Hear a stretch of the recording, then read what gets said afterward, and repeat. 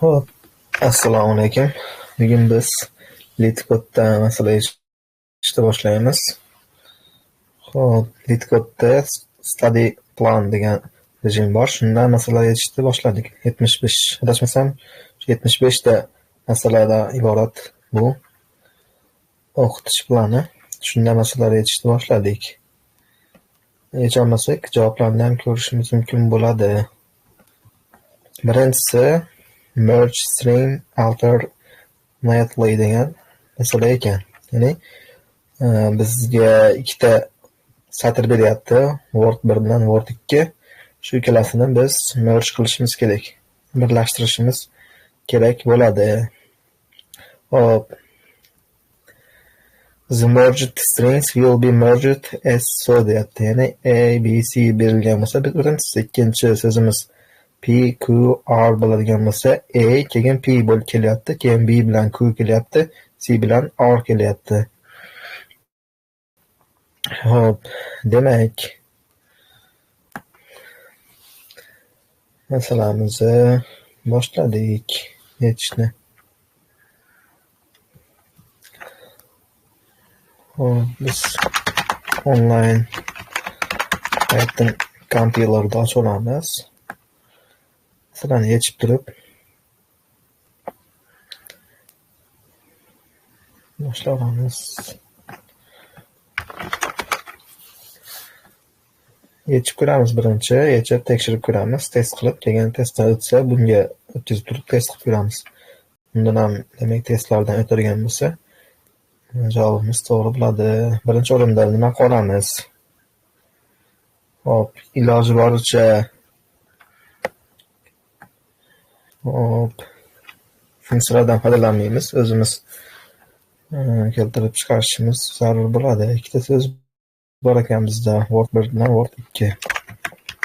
Word 1 teng, masalan, ABC ga. Word 2miz teng bo'lyapti, PQR ga teng bo'lyapti. Hop, bittasi ko'p bo'ladigan bo'lsa-chi, AB keyin PQRS bo'lyapti. Bittasi ko'proq bo'lgan bo'lsa, R bilan S ni oxiriga qo'shib qo'yishimiz yetarli bo'lar ekan. Demak, masalamiz ancha osonlashdi. Hop, bizda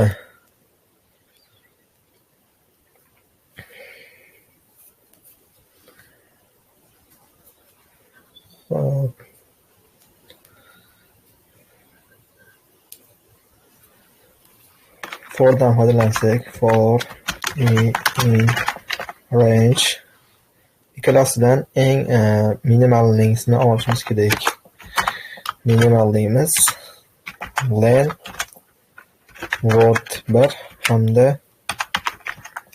len Word 2 yoki bo'ldi, bularada minimallisini olsak bo'ldi.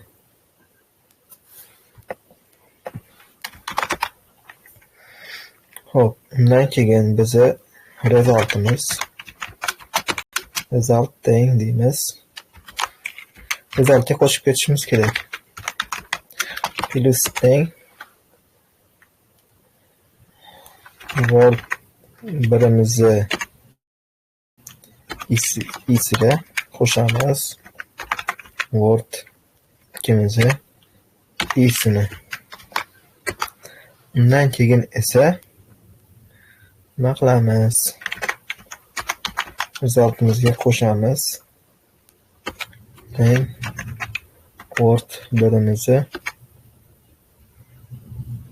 Hop, bu yerdan i'dan boshlab oxirigacha borsin deymiz. Undan xuddi shunaqa Word 2mizni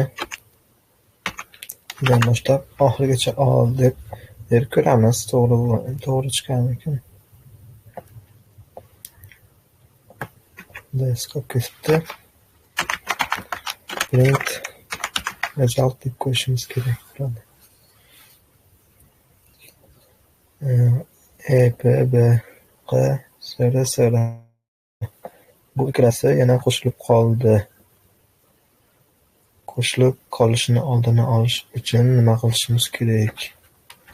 plus b qilib qo'ysak.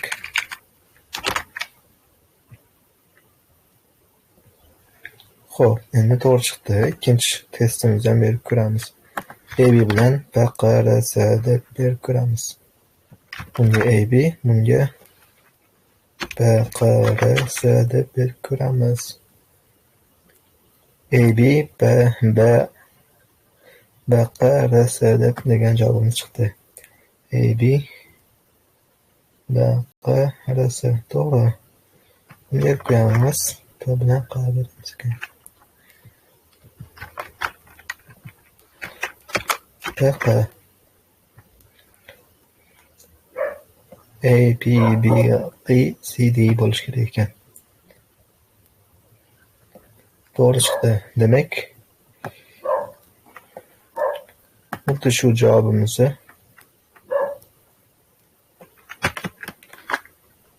lead kodimizga beramiz. Hammasi string tipida bo'lar ekan. Word 1, Word 2. Word type deyapti, string tipida deyapti.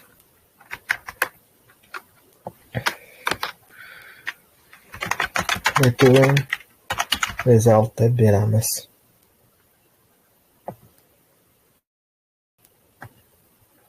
Test case'lardan o'tkazishimiz kerak bo'ladi.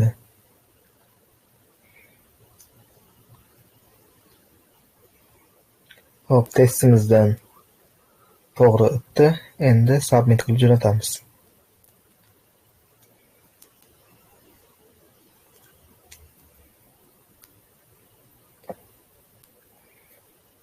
Bundan ham to'g'ri o'tdi. Javobimiz to'g'ri chiqdi. 60 u 60.71%. Xo'p, yaxshi. Bundan bo'lsa xotiradan 13.21% ancha yomon degani bu 12.58 xotiradan yutqizib qo'yapti ekan. Yana optimallashtirishimiz mumkin, lekin boshlanishiga bo'la oladi. Sekin-sekin optimallashtirib boramiz kodlarimizni.